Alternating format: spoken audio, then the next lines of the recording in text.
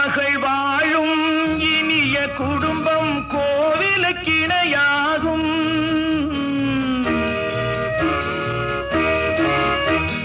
குலமகள் வாழும் இனிய குடும்பம் கோவிலுக்கிணையாகும்.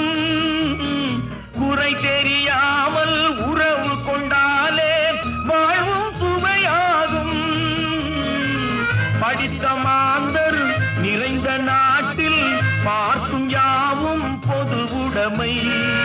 நல்ல மனமும் பிள்ளை குணமும் நமது வீட்டின் தனி உடைமை.